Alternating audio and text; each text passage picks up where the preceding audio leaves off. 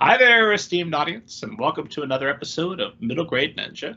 I'm your host, Rob Kent, and as you know, I'm the author of Banneker Bones and the Giant Robot Bees, which is a middle grade novel available as a paperback and audiobook, and the ebook is free to download whenever you're watching or listening to this, wherever fine ebooks are sold. And I also wrote a young adult novel under the super secret pen name Robert Kent called All Together Now, a Zombie Story. And since we're going to be talking young adult novels and middle grade as well this evening, I figured I'd let you know about both. All Together Now, a Zombie Story, you got to pay cash money for it, but I promise it's so worth it. So check that out, as always, for interviews with thousands of literary agents, authors, editors, all the world's best people. Head to middlegradeninja.com. And that's more than enough intro. We got to get started. My guest this evening is none other than the author, Gayle Forman. Gayle Forman, how are you? Pretty good, Rob. How are you? I am thrilled to talk with you. And esteemed audience listens to the show regularly. They know that I often say that I'm thrilled to talk with people, and I always am. It's such a pleasure to talk to so many wonderful, distinguished authors. I never know who I'm going to be sitting across from, and it's just a thrill to get to talk with you this evening. The esteemed audience knows that I never summarize anybody else's book or anybody else's biography. Why would I make you sit through me doing either of those things when you're right here? So if you would, give the esteemed audience kind of an overview of your background, and we'll go from there. Okay, esteemed audience, here we go. My name is Gayle Forman. I am a novelist, best known for young adult novels, including If I Stay, Where She Went, the Just One series, most recently We Are Inevitable. I used to be a journalist and still occasionally do write for publications. And my very first middle grade novel is Frankie and Bug, and it comes out in October. What else do you want to know about me? I live in Brooklyn, New York with my family and my cat Gigi, who is part of my family. So lots of questions. Congratulations on the first middle grade novel. As esteemed audience, if you're listening to this on the day it comes out, Frankie and Bug will be out Tuesday, so you can be pre-ordering it right now. If you're listening to us later, good news, it's already in the world. You can just go buy it. So you'll be in good shape. I'd love to start kind of with the beginning and where you got to go, because you're a journalist.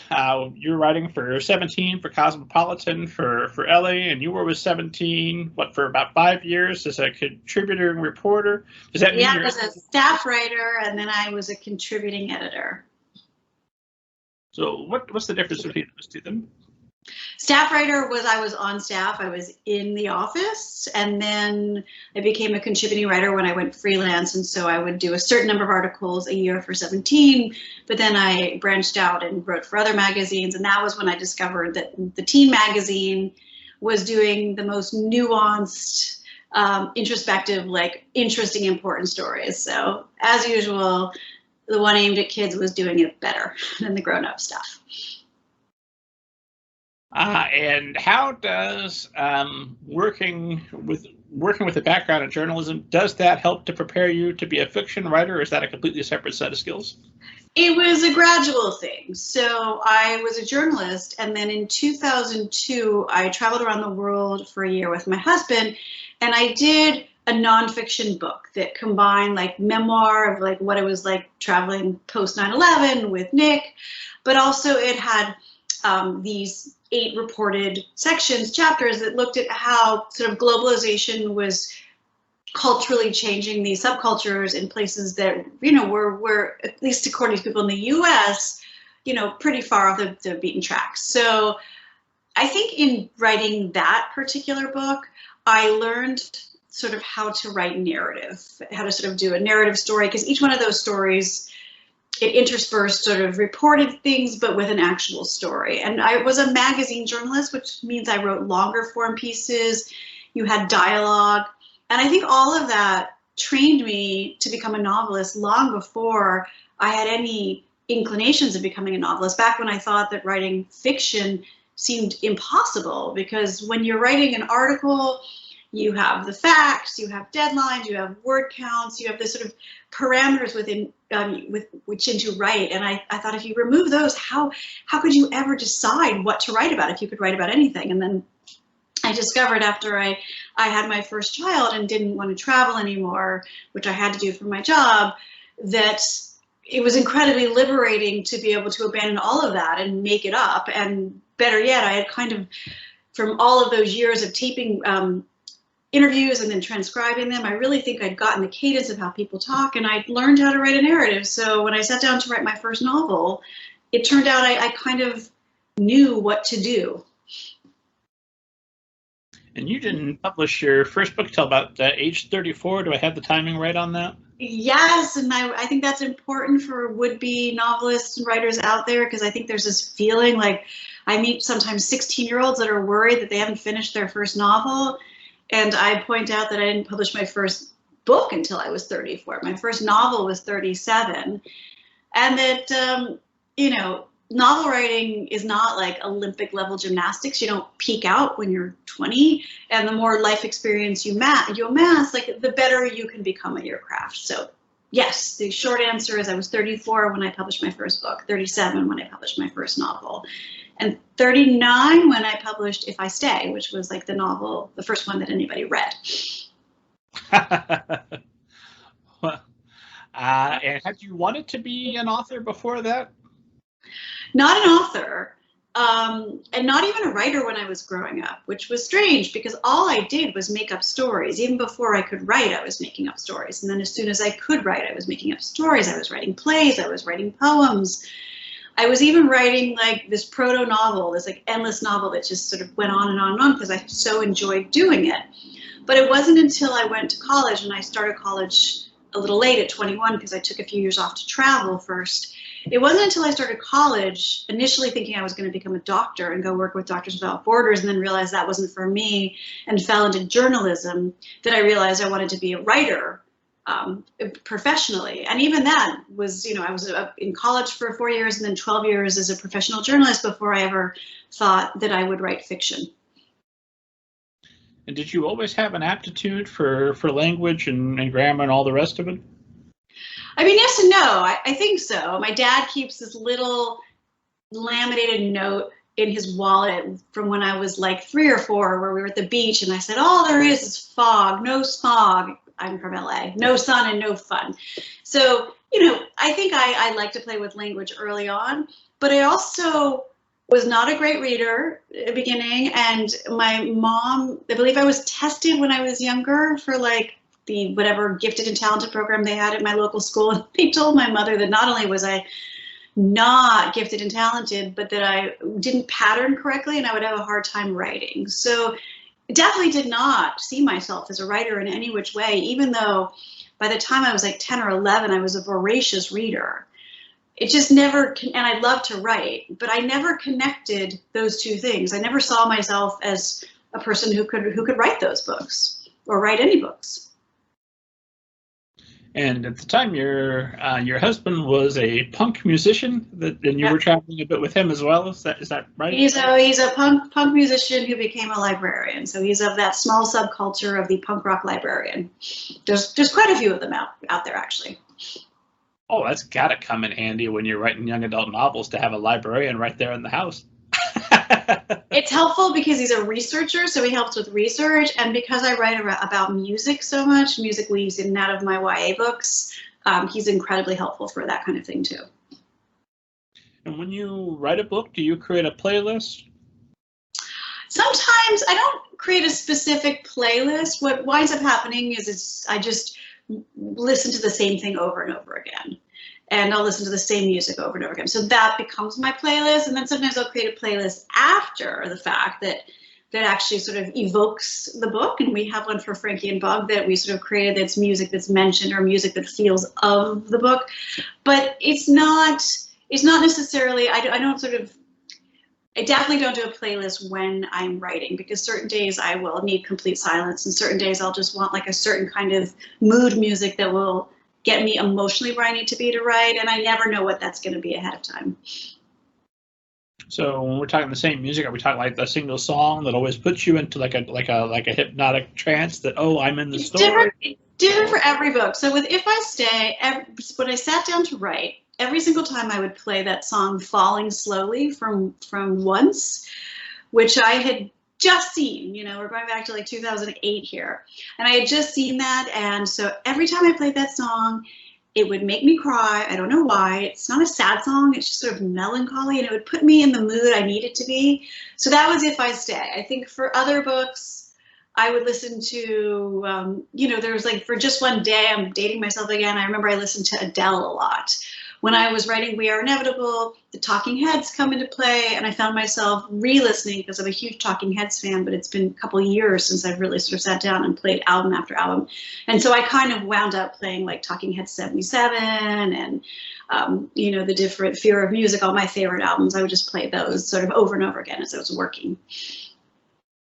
And with, you mentioned Falling Slowly, have you seen The Last Man on Earth with the Jason Sudeikis and Will Forte doing the duet of that song to each other? No, I need to. Worth looking up. It's a comedic version. Unfortunately, it was so funny that every time I hear that song, I can only think of their Got it. Yeah, well, I mean, they can do that. Jason Sudeikis, man, he's having a year. Yeah, I need to catch up on Ted Lasso. I'm thrilled that they're. Ted Lasso kept me afloat last year. So, is there a particular song for Frankie and Bug? I made a list after, and now I've been listening to the list, so it's very sort of 80s centric, and so I think there was sort of Bronski Beat. I can't remember the name of the song off the top of my head. Talking Heads again, Psycho Killer. Pet Shop Boys, so it really, Duran Duran, like it really did reunite me with a lot of this sort of music from my youth, because Frankie and Bug is set in the 1980s, which is when I was a kid, which makes it historical fiction, which cracks me up. But it was once again, when I was listening to it, it really just, it brings you back. I mean, that's one of the things I love about music, similar to smell, is like you can just hear a song or you can smell something and it's like a time machine. It's amazing. So I really did find when I was listening to those songs, composing the Frankie and Bug playlist, that it sort of catapulted me back to the 80s as much as writing the book did. And I had read that one of your reasons for writing was to get yourself out of poverty. You were eager to make some money with writing. At what point while you were writing did it become clear to you that, oh, I really could make a living doing this? I still sometimes have my doubts about it. I don't think the doubts ever go away. And esteemed audience, don't do like what I did, where you're like, oh my God, I'm broke, I have to write a book. But it's what happened. I had a child, my daughter who just turned 17 was a baby, and I had written this nonfiction book, and I suddenly found that I couldn't sort of make my living the way I normally had, which was traveling around and reporting stories. And I was broke. And so I remember sort of asking someone, like asking my agent at the time, I said, do you have any ghostwriting things, anything I can do? And she had a young adult novel, and she said, well, I have this young adult novel that needs a ghostwriter, but you'd be better off writing it yourself. And of course, I'd spent my entire, most of my career writing for 17, writing about young people and for young people. So when she said that, the idea just clicked. And I think within 4 days, I'd written like the first, 25% of my first young adult novel, which is called Sisters Insanity. So, I wrote a couple of other books under pseudonym and didn't make a living. And then when If I Stay started to, become such a success, I think then I realized, okay, maybe I can sort of give up some of the other things that I was doing. I was teaching, I was doing magazine editing, I was still writing for magazines. So sort of slowly I let that up, but I will tell you, I don't think there's ever a moment in time, even after your book gets turned into a film, where you're like, I'm sitting on easy street. I mean, that's writing. It's one book can be beloved and huge, and another book maybe doesn't do as well. So I don't know that I've gotten to that point yet where I'm just like, I can do this for my living, even though I have been a full-time author now since 2009 or so. See, I had expected you to tell me that you've arrived at the promised land. You've got. I don't think there is a promised land, and I honestly think maybe there shouldn't be. I think that every time I write a book, I have that doubt that I'm going to be able to do it, that I'm going to be able to take the idea and get it to where it needs to be. And I've learned that that's part of the process, and it's part of what keeps you honest and makes sure that for me that the work is as good as it needs to be. And sometimes it means putting books away for years because they're just not ready. You know, I can't seem to find my way with a certain book. And I used to think I was throwing all these books away, but what's happened is there's all these books that I started years ago. Frankie and Bug I started in 2013. We Are Inevitable, which came out in June, I started in, 2018 or 2016. And so I write books and then I think, oh, these are no good, and they leave them on my hard drive. But then I come back to them at a time where I've had some distance from them and I'm ready to do it. And so I think without those doubts, without that fear, maybe I would have lower standards for myself. I'm not sure. Well, at this point, do you have an estimate on how many books are in some form of gestation that we can hopefully look forward to at some point? I mean, this has been a big year because I had We Are Inevitable, which came out in June. I have Frankie and Bug, which, as I mentioned, has been in gestation for like 8 years and it's coming out in October, and I'm thrilled about that. And I'm just finishing up a revision of an adult novel that will, be in a couple of years. And then there's like 2 or 3 other things. I have a new middle grade that I've started drafting. So some of them are things that are on the hard drive, and some of them are things that are new ideas. Do you keep like an idea journal someplace, or a file of just thoughts that, hey, maybe I'll come back to this later and it will be a book? Or my idea journal is more like the first 10,000 words of a novel that I'm like, this is great, I'm going to do it. And I sit down, I'm all hot straught, and I start writing. And then I lose steam, or I don't love it as much, or I go back and look at them like, ugh, or something else. It's like a horse race, something else pulls ahead. So that really is my idea journal. My hard drive has, so many different ideas. Sometimes it really is just like a 5-page idea that I had for something. And I wish, going back to the beginning of our conversation, I wish I could write a book a month, a book a week, a book every 3 months, but I can't keep up with myself. I can't make it as much as I want to do it at that pace. Yeah, I can't either. I'm deeply envious of those who can, because it's just not within my skill set. Yeah.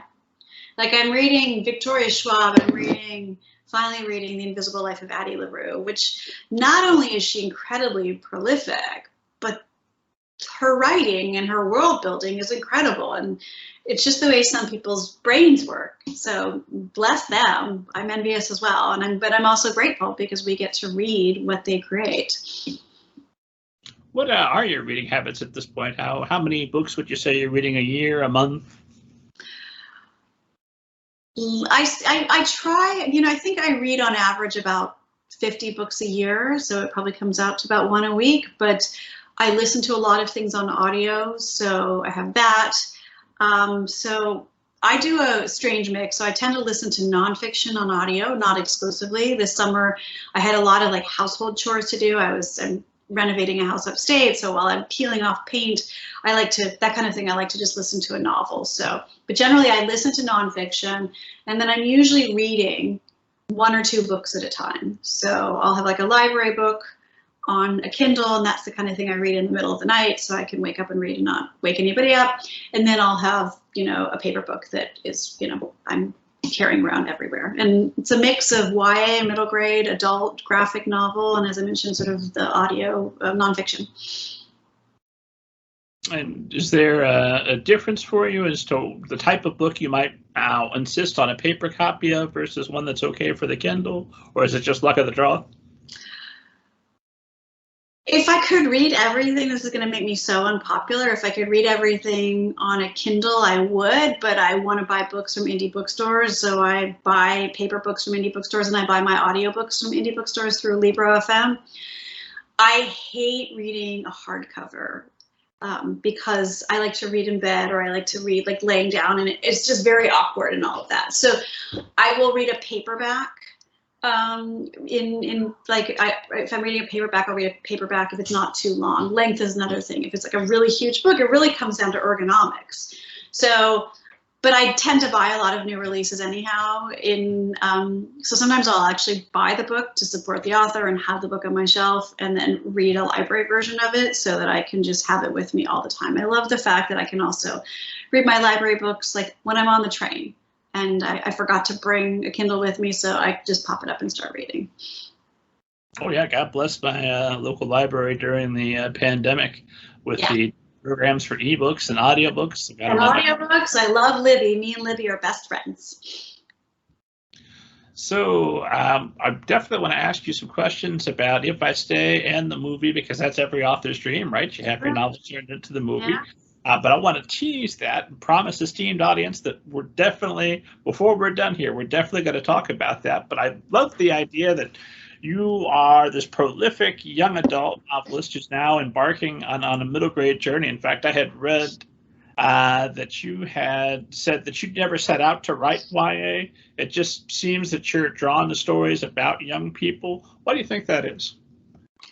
You know, I've thought about that a lot, because my answer used to be like, I don't know why young people are the vehicle I want to tell the story through. But when I wrote an adult novel, I think it became more clear to me. And I think one of the issues is that young people are allowed to feel their feelings. They are given license to feel their feelings. And I think there's this idea, and I think it's a misconception, I don't think it's true, that as you age, you don't feel things as strongly. That's not true. I think you are not allowed to show yourself feeling them as strongly, and you have to learn to temper your reaction. But I think that, you know, I feel things just as strongly now as I did when I was 17.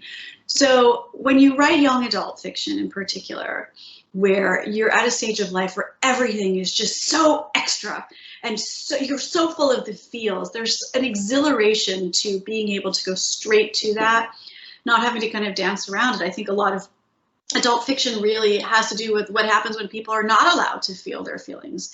And that makes for some really interesting fiction and subterfuge and what have you. But I think that there's an immediacy to writing young adult and writing in that voice that to me feels very, I don't know, it just feels very pure and very raw and very cathartic to write in that voice. On your website is the moniker "All the Feels." I don't know. Is that like a what's the word I'm looking for? Is that do you feel that encompasses your work, or what is the significance of that? I years ago, before "All the Feels" was like a particularly common phrase, I noticed that readers would describe my books that way, "all the feels." So I just kind of like stole that from what readers were already saying. And I think what it means is that in my work, I think the reason you want to read a book, a Gayle Forman book, is that it delivers an emotional experience. You will identify with the characters and feel as if they are you, whether you want to or not. And I think that can create a really powerful emotional experience. All the feels. Sometimes the feels make you laugh, sometimes the feels make you cry, sometimes they make you swoon, but I think that's really where that comes from. And it's why I kind of adopted it. And then I put it away for a while because everything was all the feels. But then I realized it really did. You know, I'm writing in all these different age groups and sort of different genres, but wherever you go, there you are. And I think that is the kind of story that my books deliver. Do you cry when you are writing? Yes. I do. And, you know, chances are if you're crying while you're reading it, I was crying while I write it. And I also like one of my best friends is the author, blubrry. And so she and I will talk through things. And sometimes I'll know I've hit something because I'll be talking to her about something and I'll start to cry and choke up. And just today I was with another friend who had read a draft of something of mine and the ending wasn't quite working. And I had an idea for a new ending and she started to cry. So I'm like, there we go, done. Crying is important. I feel like when you cry ahead of time, you're crying while you're writing it, and then are you crying afterward when you're hearing back? It depends. Like if I stay, I cry the entire way through. Other books, there's just these moments in time, and usually it's moments of redemption, not moments of sadness that make me cry. So it's different in different times. But I definitely cry while drafting the books, every single book, without fail. And I assume you laugh and are generally happy with the characters at times as well. Yeah, absolutely. We are inevitable, particularly, and Frankie and Bug. So many comic moments. I had fun with them. Let's talk Frankie and Bug, and we'll go back and we'll talk a little bit about blubrry, and and I know you're the godmother to her dog. Is that right? I'm the god dog mother. Yes. God dog mother. Yes. But Frankie and Bug, that's your first middle grade novel. So why? Well, I'm going to hold that question, and I promised I would not summarize your book. Right. So please tell esteemed audience what they need to know about Frankie and Bug. Great. Frankie and Bug is about two young people, Frankie and Bug, who become reluctant friends. So it takes place in the summer of 1987, and they become reluctant friends when Frankie comes from Ohio to live with his uncle, Philip, who lives above Bug and her family in Venice Beach. And at first, they don't get along so well. Frankie does not want to go to the beach, and Bug thinks that he's been brought here to go to the beach with her because her older brother Danny is too cool to hang out with her. So it's a little rough at first, but there's a criminal terrorizing Los Angeles named the Midnight Marauder, and they come together and they begin investigating the Midnight Marauder. And in the process, they uncover some family secrets, and they wind up learning a lot about each other, about the world, about what it means to show up for somebody and be an ally, and also the difference between something being fair and something being just. There's a phrase that Bug's mama repeats over and over again, that life isn't fair, the most you can hope for is that it's just. And I really think that it's Bug coming to understand that life is not fair, but it's up to her, it's up to all of us to try and make it more just. Who's the ideal reader for this story? You know, I don't know that I can answer that. I think it's, any age. I think, it starts at 8 years old, you could read this, but I think this is a book that adults will appreciate as well. I think it's a book for anybody who's ever questioned where their place in the world is. It's definitely a book for, I think older readers like myself who aren't middle grade readers, but will enjoy the nostalgia of 1980s Los Angeles. But really, I wanted to write this book for young people, for today's young people, to kind of show them how quickly the world can change in some ways, which should give people hope, but also how stubbornly it can stay the same in other ways. And that hope is an active verb. Hope is work. Hope means doing something to get to the place you want to be. So in that case, I wanted to write this book for young people because in many senses, I feel like they already know that. And I wanted to affirm what they know. And by showing them a story that took place in the not so distant past, I wanted to show them that it is possible for change to happen, but that we all have to kind of push into it together. And why was 1987 the perfect year for this? Originally, I said it in 1986, which was when the serial killer on which I based the Midnight Marauder was sort of out and about. That was the Night Stalker. But I wanted to kind of fictionalize it a little bit and move it away from an actual serial killer. So I just decided to move it up a year to 1987. The 80s were important because, without giving too much away, the mid to late 80s is when we started to sort of see some changes in terms of what rights people wanted and expected. And when I was thinking about the world of the book, about how certain things had changed, I was thinking about Philip, Frankie's uncle, and how much the world had changed for Philip. But I was also thinking about Bug's father, and who was an immigrant from El Salvador, who was a political refugee, and how much things have not changed for people like him, like Daniel. And of course, you lived through 1987, but how much research did you have to do to go back and recreate that world for yourself? Oh, it was a delay because I've written 2 books with historical now set before I was born, and I feel the journalist in me, and before I was a journalist, I was a fact checker, which is a job in which you go over articles and make sure everything is correct and accurate. So the fact checker in me is always terrified of getting something wrong. And of course, with historical, you're going to, if you didn't live through it, you're having to, make something up. So it was really delightful to write the 1980s, which I know in my bones. And so the research was really just more a matter of where would that lifeguard station be? And do I have that intersection in Venice Beach correct? So it was more just making sure my memory lined up than anything else, because that part of the world I knew, and what it was like to be alive back then, obviously I knew firsthand. Yes, esteemed readers, I'm so old, I lived through the 80s. Me too. Cheers. When I see 1987, I think, oh, well, if you just hang in there 2 years, Frankie and Bug, my God, Batman is coming out, and that's going to change. So, you had said that you had originally started the story in January 2013, then you put it away, then 5 years later, you're looking around at the world, and kids are being locked in cages, there's bathroom bills being faced, and I'm quoting you, that we seem to be othering people with gleeful zeal. Do I have that right? You have that right. So what makes this the story to answer what you must be feeling, what we were all feeling during, I'll have to say it, the Trump years?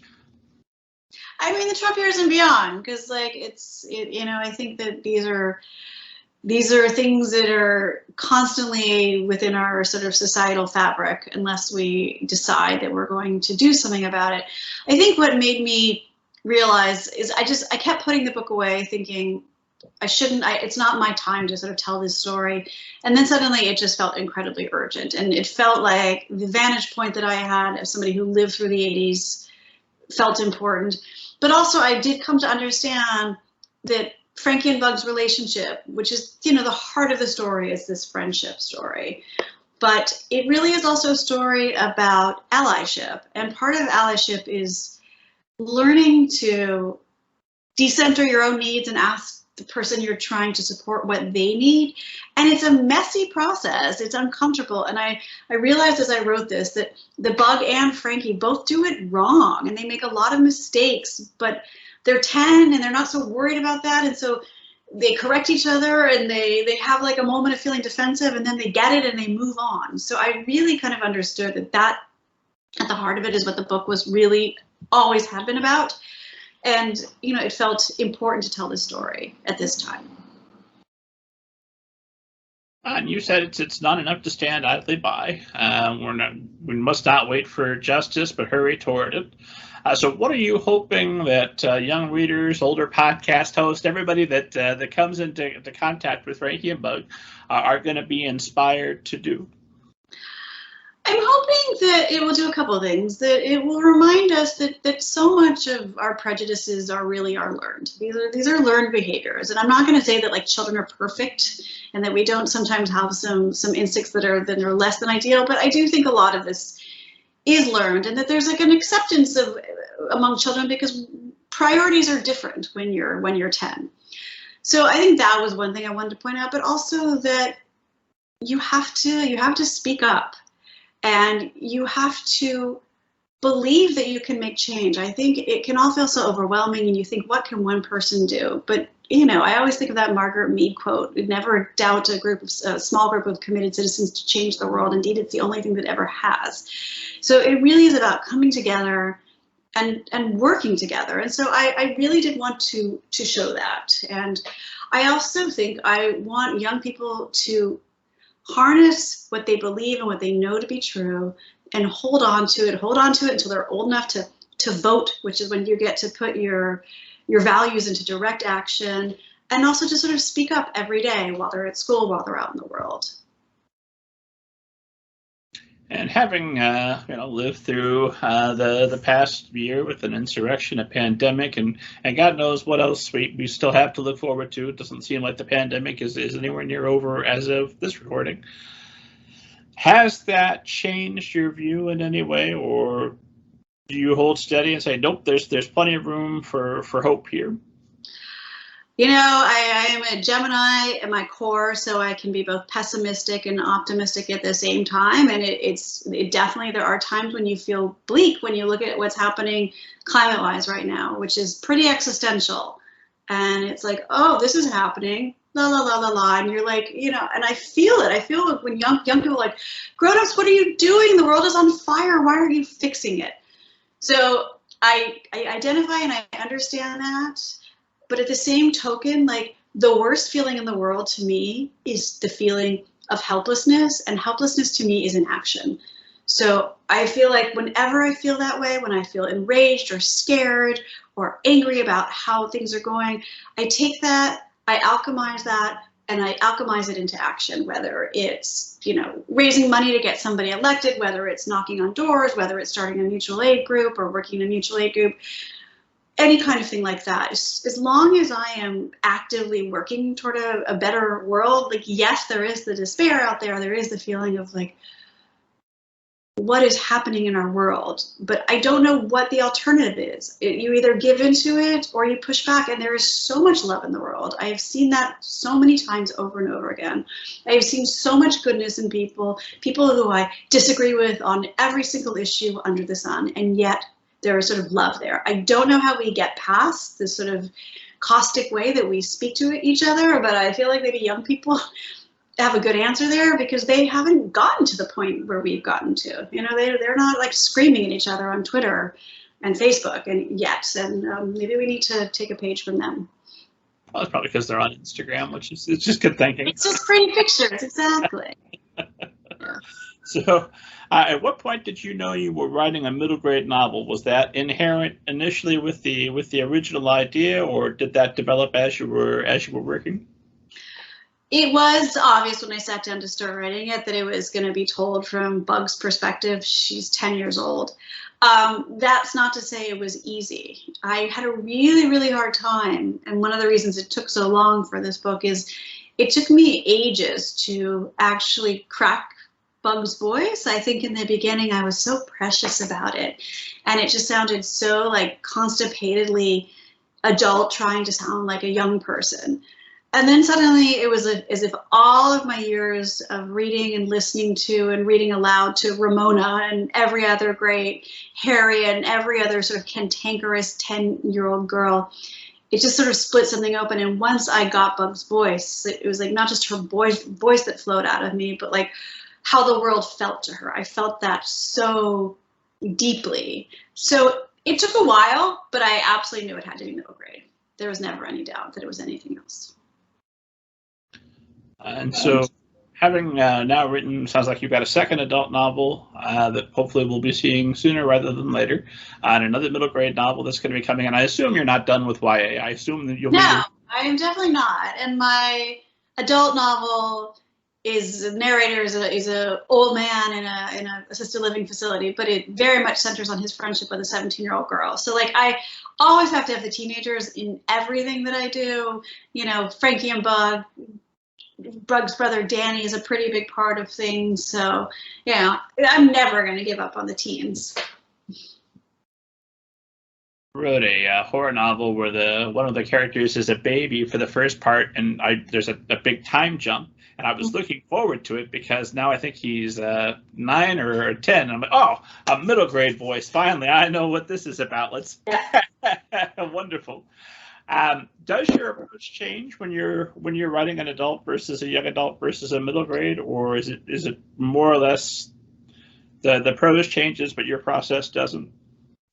The process changes, stays the same for every book. I think, you know, the adults and some of the YA can be probably a little bit more structurally complex.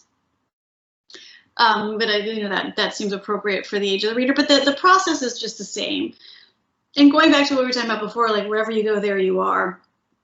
I think that no matter what I write, it's going to deliver a similar experience. It's going to deliver that sort of emotional identification, because that's how I write. So even if I'm writing a 10-year-old character, that's what I'm doing. And I think, you know, the themes that I keep revisiting, I really love found family, you know, getting back to Libba, who's like a sister to me, or, you know, my better half. I think that these people that you find in your life, they are such powerful forces, and family is hugely important, but so is the found family. And I think that is also a theme that I will return to from book to book to book. Now I'm curious, when did you and Libba Bray become friends? We became friends, I think, in 2010, or yeah, 2010. I think her book Going Bovine, which won the Prince, came out right when If I Stay came out, and I loved that book.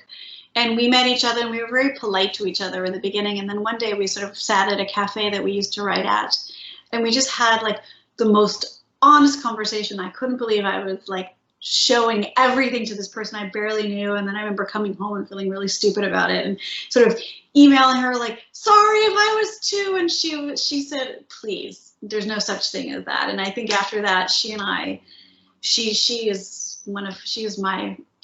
person. I mean, I've been married for a really long time, and I've got my amazing daughters, but Libba is my person.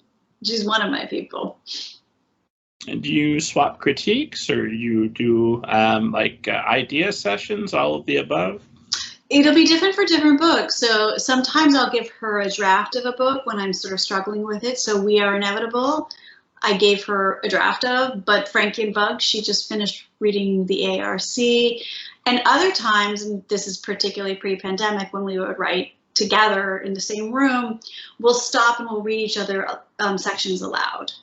Or we'll, spitball ideas, or if I'm having a plot problem, sometimes I'll just call her up. So we are sort of there for each other every step of the way, and the same with her. Like, she just actually came to visit me upstate, and we could be in person. And so she read me a couple of chapters of her new YA novel, which is so good, out loud. And, also we talked about the areas where it wasn't working and what she could do. So all kinds of support from like actual writing critique to just like on the days where you feel like you're terrible at your job and you suck and everybody hates you, lifting each other up, to, strategically planning, ideas for like where we want our careers to be going in the long run. I quite a few of my writer friends are supportive like this.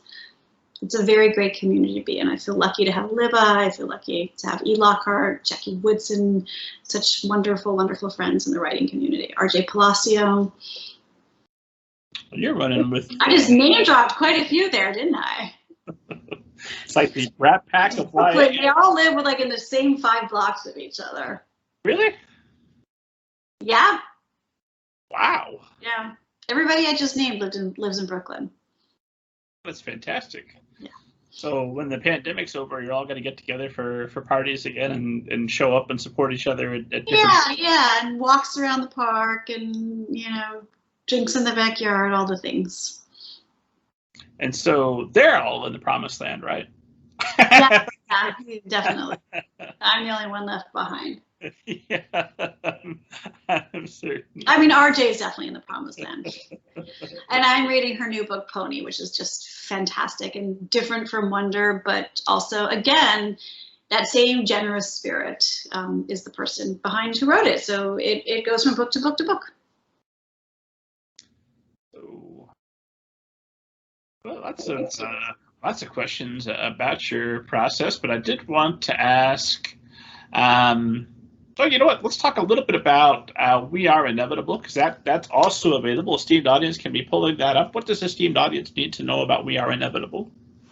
We Are Inevitable is a love letter to bookstores and booksellers, and it's also a story about a 19-year-old boy named Aaron who compares himself to the dinosaurs after the asteroid hit. So back when dinosaurs roamed the earth, there was an asteroid that hit the Yucatan Peninsula down in sort of what would be Mexico, and it led to the extinction of the dinosaurs. But apparently, according to the experts, it took about 33,000 years for the last of the dinosaurs to die, and that's how Aaron feels. Like, the asteroid's hit, it's clear he's going extinct, but it hasn't happened yet, and that's because he and his father live above their sort of failing used bookstore. Nobody goes in there anymore. His family's kind of fallen apart since his brother died of opioids, and his mom had to leave to kind of cope. And he just wants to get out of there, get out of this Washington State town he's in. And just when he thinks he's seen his exit, this guy Chad, who uses a wheelchair and has like a sunny disposition and a different way of looking at things, comes around, and a group of lumberjacks suddenly are very keen to fix up the store that's falling apart, and against Aaron's will, all these people come together to kind of save this bookstore that all Aaron wants to do is unload. And it's really about what happens, this community and this bookstore. It's got a lot of sort of laugh moments and some cry moments, and it's really just about kind of figuring out what your path in life is going to be when what you thought was going to be your life is no more. And I think that that's, a lot of us are grappling with that in one way or another now. And sometimes you write the world as it is, and sometimes you write the world as you want it to be. And I wanted to show this book mostly about a group of guys whose way of life has been upended and who find a new way of life together. Oh, and there's a girl too that he falls in love with, because there's always a girl who they fall in love with, or a boy, or what have you. Do you start, when you start with the story idea, what do you start with? Do you start like with the absolute last sentence, like, oh, what's the name of John Irving, I think, writes the last sentence of the book and then writes the rest of the book to get to that sentence? How much information do you have when you start? When I'm teaching writing classes, I always liken it to a Reese's peanut butter cup. What kicks off a book for me, and the peanut butter of it all is the premise. And I describe it as that what if question. What if? But the chocolate, which is very necessary to make the Reese's peanut butter cup, is the character. So it usually is a collision of a premise that I've been thinking about, or some idea I've been thinking about. In the case of We Are Inevitable, like, what if your way of life was sort of destroyed, and, do you give up or do you move on? Like, what happens? And then the chocolate of it all is when the character comes to kind of drive that particular idea. So those two things are usually to start. I generally know how a book is going to begin, and I know what the ending is going to be, more or less, but not the specifics of it, and definitely not the John Irving, which to me feels like cheating. Not that he's cheating, but for me, writing to the end is like the carrot that I'm chasing. If I've already written the end, like, what is drawing me forward? So, for instance, with If I Stay, I knew how it began, and I knew that the book would end with Mia making a choice of whether to live or die, but I didn't know what her choice was going to be until about halfway through. With Frankie and Bug, I knew that the book was going to end with, Frankie going home for the summer. But so much of what happened in between him arriving and him leaving changed during the drafting of the book. So, even when you think you know these things, characters have a way of having their own ideas about things, and you sit down and you start to write. And a dangerous thing for me is when I try and jam my characters into a sort of a preconceived idea of where they should go. That's why I don't outline, because I find that when I do that, I have these ideas and my characters really want to go somewhere else, but I'm like, nope, you're going there. It's already been decided.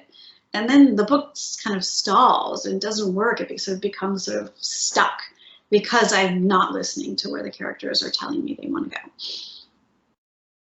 So how much do you, if you don't have a formal outline, do you have what I call like a grocery list where I need to pick up some of these things somewhere in here? Or do you just go and let the characters make their decisions and follow them? I go and let the characters make the decisions. When I'm drafting now, I use Scrivener, even though I kind of hate Scrivener. But I find it's got way too many bells and whistles, and it just confuses me. And then the simple things that I need to use are very complicated. But it's incredibly helpful for drafting because it does allow to see you pacing wise, like where your scenes are falling. And if you have 3 scenes or 3 chapters with the same character in the same place, it's like, wait a second. So that does help me. But I wish, I would have a sort of a grocery list, but I don't, and I'll often write. And for me, you're getting to know the characters as you're writing them. It's like getting to know a person. And so, you'll be on like page 200 and you'll realize, oh, there's that, and that completely ties in with something in page 90 and page 42. And so then I go back. So I really do jump around a lot when I draft. I know a lot of writers are really, really good about being disciplined and going from start to finish when they're drafting, but I'm sort of jumping back and forth. And in fact, part of my practice when I'm drafting is that I'll always rewind and go back over the previous days, last 500 or 1,000 words, just because it A, helps me to make sure that I'm honest, that it feels good and it feels right, and B, it gives you sort of a head start to sort of catapult you from the blank page into the new sections. So what does, and obviously there is no such thing as the perfect writing day, because every day is a little bit different, but what does an idealistic writing day look like for you? Well, here's what it looked like before the pandemic and what I hope it looks like again soon. So I get up, get my kids off to school, I make myself a beautiful cappuccino, and by 8 o'clock I turn on the computer. And the day before, I've done some good writing, and when I go back over it, I tinker and I see things I didn't see the day before, and I go and I keep writing, and I don't look up. Sometimes I forget to eat, and I look up and it's like 2 o'clock. So I've been writing for like 4 or 5 or 6 hours, and I stop before I get to what I sometimes think of as like the bottom of the barrel. You always want to leave a little juice in there so it can refill overnight, set yourself up for the next day. And then, you know, I would take a break. Back in the day, I would go swimming, I would go clear my head, and then I come home and get to spend like the rest of the day like with my family, or sort of seeing to the other parts of my job that aren't writing, because many parts of an author's job, I'm sure you know this, I'm sure you've explained this to your viewers and listeners. A lot of it these days in particular is not writing and not drafting. So I really do try and take the early part of the day, which is when my writing brain works the best, and everybody has different times of day that they are the best. For me, it is probably between like 8 and 1. And so I really do try and preserve that for writing, particularly like uninterrupted if I can. So that is what a really good writing day looks like. It doesn't always happen that way, because there's calls that come in, there's emails that come in, there's things that need to be done, there's appointments that you've done during the day, but that's an ideal writing day. During that initial time of drafting, do you keep your internet up, or do you have to have your internet completely shut down? Sometimes I will just like turn it off, or sometimes, you know, I won't even do that. I'll just turn off my volume and go to full screen. But I tend to do a ton of like reporting or researching as I write. So I'll be writing something, and I don't like to kind of leave it there. So it's like if I need to sort of figure out, you know, what the route would be and how long it would take to drive from a certain place to a certain place, I'm going to stop, I'm going to jump on Google, I'm going to look that up, and I'm going to go back to it. But I find that just by working in full screen and turning the volume off so I don't hear any of my alerts, and I have most of my alerts turned off anyhow, so it's just email. That way I can really kind of write for hours and hours and hours without sort of interruption. Or, you know, when I get to a rest point and I need to like rest my brain, then I can sort of toggle over and see if there's like an important email, or, you know, go look on Twitter for what's happened. But I find, you know, that as distracted as I am, when the distraction really holds a problem for me when the writing isn't going well, and it gives me something else that I want to look at. There's sort of the temptation is there, but when the writing is there, again, if I just go into full screen mode and turn off my sound, it's fine. And that's why when I do listen to music, I have to not listen on my computer, because you can't have the sound down. I suppose I could quit my mail program. That's something else I do. And then well, let's talk about after the drafting is done. You've got a pretty significant social media presence. You've got a full website. You've got about, what, 80,000 Twitter followers as of this recording. You've got your Instagram, your Facebook. How much time are you spending on social media and keeping all of that going?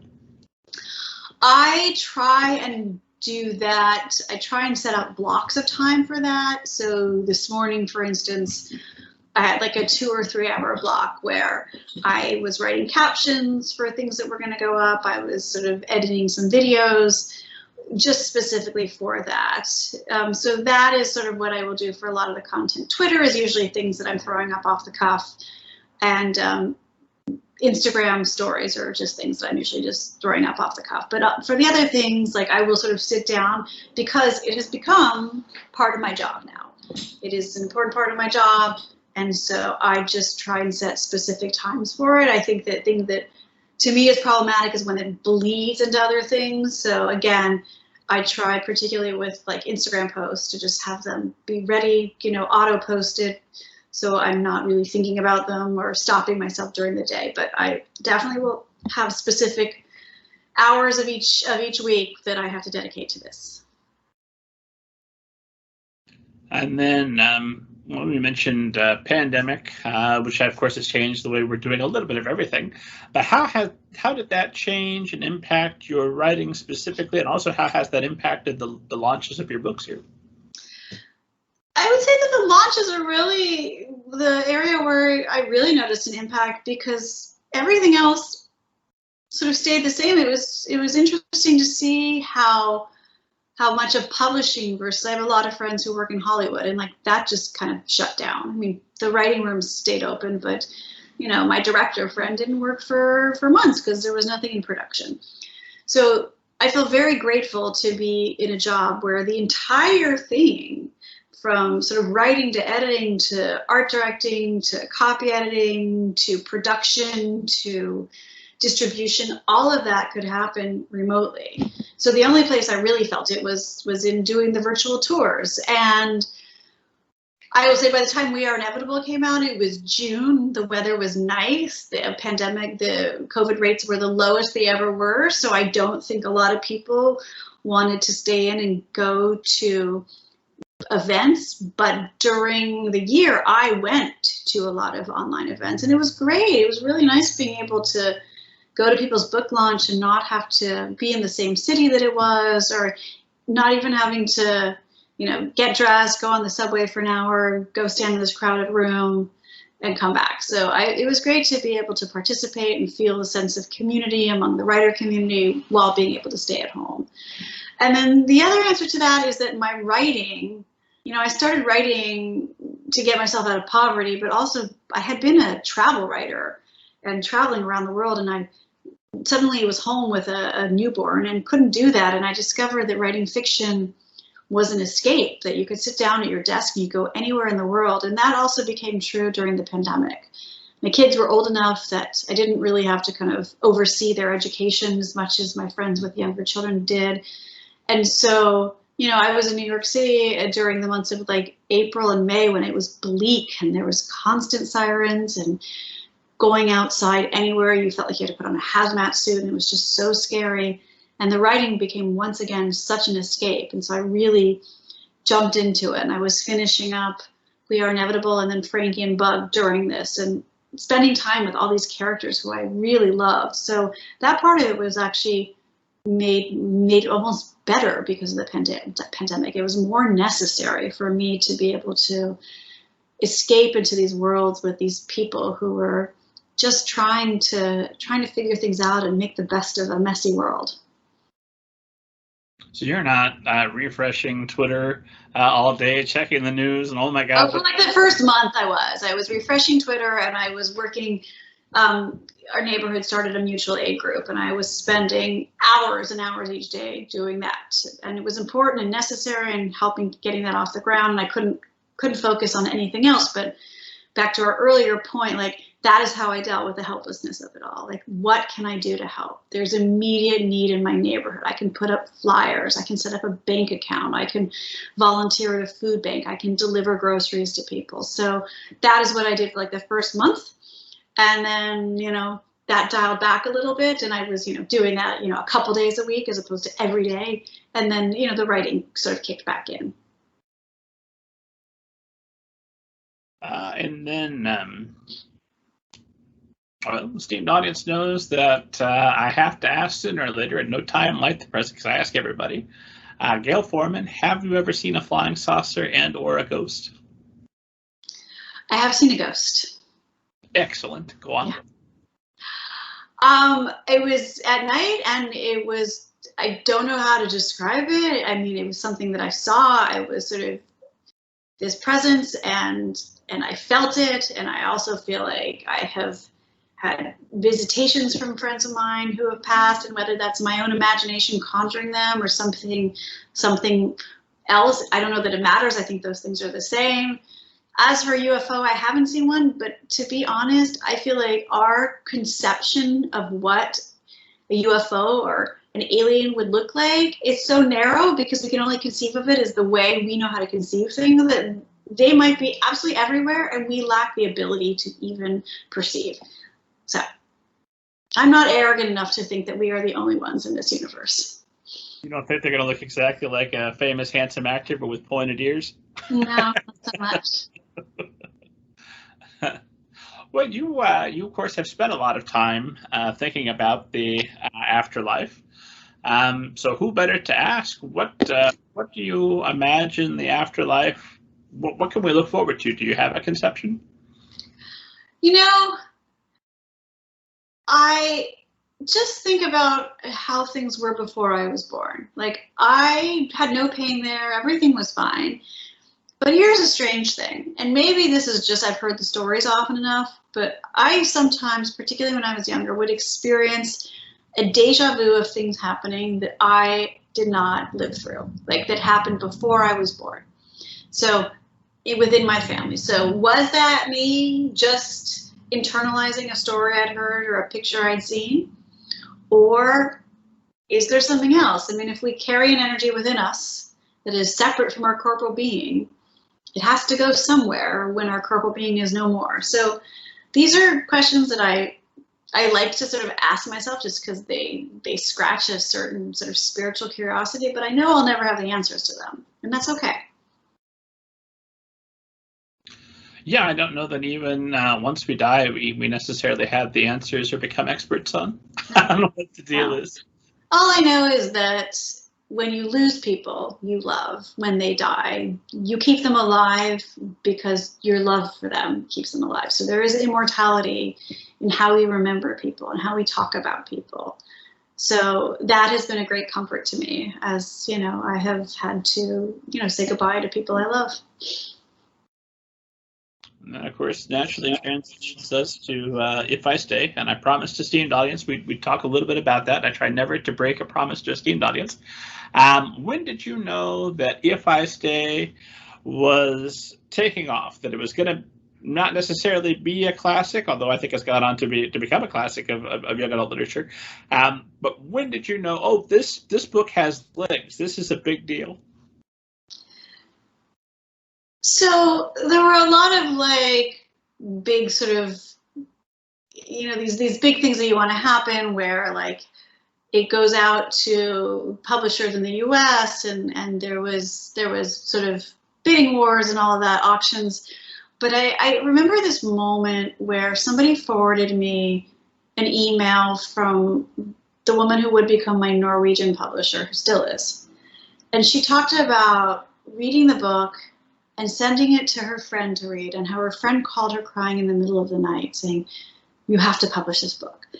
And I think there was like this moment, because when I wrote If I Stay, I didn't have an agent. The publisher, the editor I'd worked with on my first book had left editing. My agent had left agenting. I sat down and started to write this book that to me did not feel like a viable young adult novel. It was, told, in this Mia's head, she's out of body, it has this back and forth structure. And when I first started to write it, I literally saved the draft on my computer. The file name was Why Not? As in, I don't think this is ever going to go anywhere, but why not? I felt compelled to write it. So I sort of sat in my family's living room and wrote this book, cried a lot.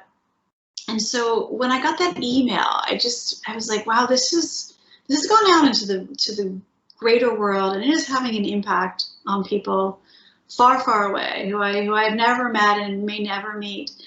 And that to me was just like, even before it came out, and then I started hearing from readers, that to me was just like, okay, this has touched something that is universal. It's an experience, an emotion that is universal, and that was like really incredible, and it was powerful, and it did to me as an author what books so often do to me as a writer, which is that it made me feel like I was not alone, like that I was connected to people from all over the world just by the shared experience, even though our experiences were obviously so different, but by the sort of communal experience of love and loss and sort of life and these hallmarks and these things that we all grapple with. Was there a moment where you said, okay, I've done it. I have created a book that reached people. I am the author I wanted to be. Maybe never do it again. May continue to do it a lot of times from now. But for certain, I can check that off my list of things I've done. I am an author of a beloved book. What did that moment happen, or has it happened yet? It didn't happen, but I think probably because that's not how I would think. You know, I mean, I love If I Stay. And I love, you know, the characters in that. But I think I might like Sometimes Where She Went, the sequel, even more. And I think Frankie and Bug might be the favorite book that I've ever written. So as you have a longer career, you come to realize that different readers are really going to connect deeply with different books. Just one day, that character Allison, like, she is deeply important to a whole generation of readers. So I think that is something, and of course, it's incredible to have a book. A friend of mine called, a book like If I Stay, where it's like lightning in a bottle, where just everything kind of lines up, and it reaches people, and it has the opportunity to reach people, because I think there's so many wonderful books out there that don't break through the noise, and you don't get an opportunity to have that. If I Stay was so fortunate because all the stars lined up and the publisher really got behind it and was able to break through the noise. So I feel incredibly fortunate that that's going to happen, but it's by no means checking off a list, because there's other books I want to write, there's other things I want to try, there's other things I want to accomplish. So, I'm still, if there's a list, I'm still adding to it. Nothing's been checked off yet. And then let's talk a little bit about the movie, because I know that you were a bit involved. You were talking and emailing back and forth with the director. You're on set visiting and looking at things. How involved were you in the production of the film? I was not involved in the beginning, but then as time went on, and it takes a while for books to go into film, I started to get sort of friendly with Alison Greenspan, who was the producer and who died earlier this year. And she was incredible and tenacious and wonderful. And sort of as time went on, we kind of got closer. And so when RJ Cutler came aboard, I think Alison knew that I had some sort of ideas about this, and also that authors are really great kind of ambassadors for the readers, for the fans. And we have been living with these characters, so we know these characters very well, but we also know what's important to the fans.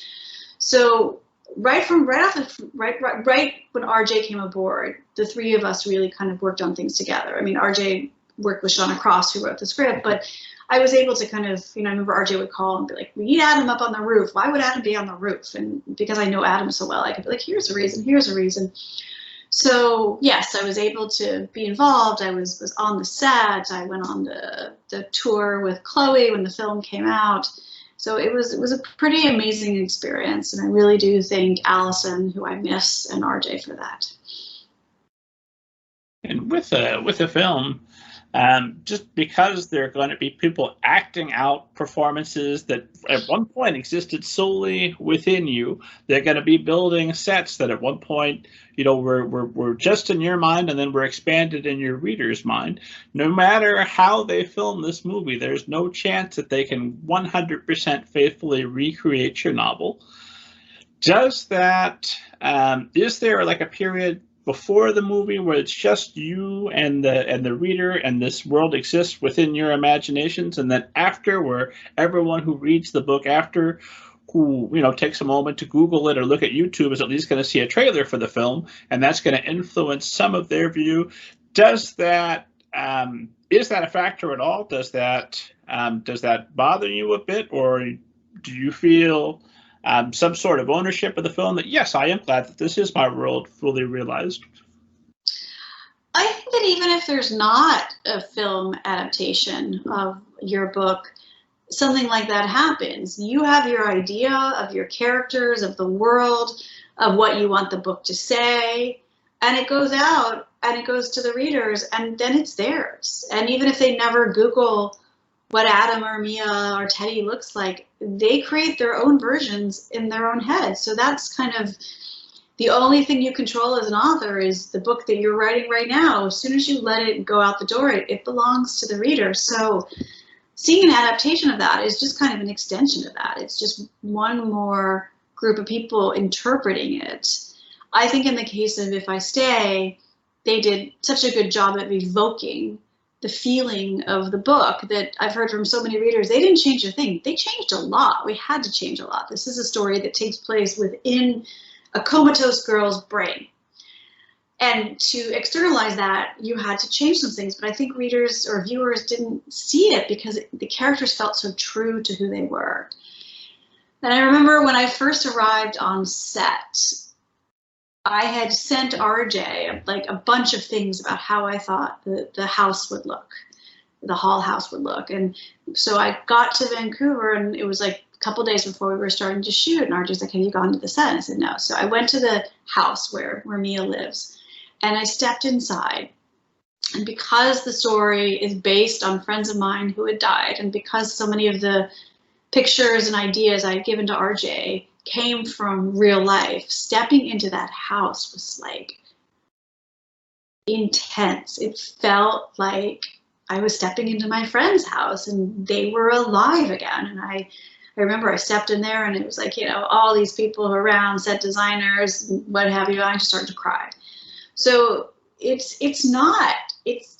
was a humbling and beautiful experience rather than being like, oh, that couch doesn't look like their couch would look. It felt so authentic to who they were that it was just like, oh my God, they like conjured this thing that I created in my head based on a house and a family that no longer existed, and they made it again. And so I had watched an amusing Instagram video that you had made, and it's just you looking at your phone, and it's beeping, and it's your fans asking where she went movie, where is that movie? So inevitably I have to ask, where's that movie? I wish I had a straight answer for you. It is the question I get the most. Hollywood works in strange and mysterious ways. So there are still lots of people out there, including people on my team and in the film world, who would like to find a way to make that happen. So it just remains a question mark. I just want the fans to keep the faith and keep asking. And then maybe talking something on the, if there's a spectrum, maybe going a little bit toward the other side. I'd read on your site that when you were working on I Was Here, which is published, while you were working on I Have Lost My Way, your last YA novel was I Was Here. That was published in 2016, but you'd written it in 2012. And in those intervening years, you had tried to write a new novel, and you hadn't been able to get there. You'd hit the wall on 8 different novels. Do I have that right? 7 or 8, yeah. So during that, what keeps you going? What gives you faith that you're going to get through it, that you're eventually going to reach Frankie and Bug and other wonderful stories? Well, I mean, a lot of those books that I thought I'd crashed and burned on, they just needed a little bit of time. And also, I think at the time I was probably studying, sort of struggling with a level of anxiety that I didn't realize was handicapping me. And so I got that under control. God bless Lexapro. And it sort of freed me up to just become the writer I used to be before this sort of got in the way. And so a lot of those books are now, you know, Frankie and Bug is one of those books. We Are Inevitable is one of those books. The adult book I mentioned is one of those books that within this sort of many year span I started, and in some cases wrote entire drafts of, 2 drafts of. Like, this is horrible, it's horrible, I'm terrible, this sucks. Being able to quiet some of those voices and just get down to the work has really helped. So, you know, part of it is faith, and part of it is knowing that, you know, sometimes you have to put a book aside and get some perspective on it and be ready for it. But the other part of it was really just about getting my mental health issues under control. I'm looking at our time, and I see we've run right through it. Where did it go? Yeah, we do. Time flies when you're having a good conversation. Thank you so much for making the time for me and for esteemed audience tonight. I told you at the start I was thrilled to talk with you, and I was right to be thrilled. This has been a thrilling conversation. So much fun, Rob. I'm sorry? So much fun, Rob. You're going to keep writing. We'll have to do this again sometime. Absolutely. Absolutely. I would love that. Well, for tonight, my last question is always some variation. If you could go back toward the start of your writing career, middle of your writing career, wherever you like, and give past you some advice that would have made a significant difference and aided your journey, and that might aid the journey of all those writers watching or listening to us now, what would you go back and tell yourself? You know, in my career early on, somebody told me the key to being a best-selling writer is to write the same book once a year. And I still don't think I would have heeded that advice. Whether it's good for my career or not, I like that I get to kind of follow the stories where they go. I think the advice I would give myself, which holds true for writing and for life, is to listen to your gut and trust your gut. Because there are a lot of people that you have telling you, what you should be doing and, where you should be going. And really, at the end of the day, you have to listen to yourself. And there's been some times in my career that I have not done that, and I have regretted it. So even if you make a wrong turn, when you listen to yourself, it just feels like, okay, that's part of life. So I think that would be the advice that I would give to myself, and also to recognize, what I thought was some kind of writer's block or just a crisis in faith was really just a biochemical thing with anxiety that I'd always sort of grappled with and managed to keep under control, getting to a point where I just couldn't manage it on my own anymore. Where can an esteemed audience find you online, follow you on social media, all that good stuff? It's so easy. My name is Gayle Forman, and it's GaylForman. You add a little @ in front of that or a .com after that, and you're going to find me. As always, esteemed audience, for interviews with agents, authors, editors, all the world's best people, everything that's good in this world, go to middlegradeninja.com. Download your free copy of Banneker Bones and the Giant Robot Bees. Pay cash money for your copy of Altogether Now a Zombie Story. And God willing, I'm alive. I'll see you next week.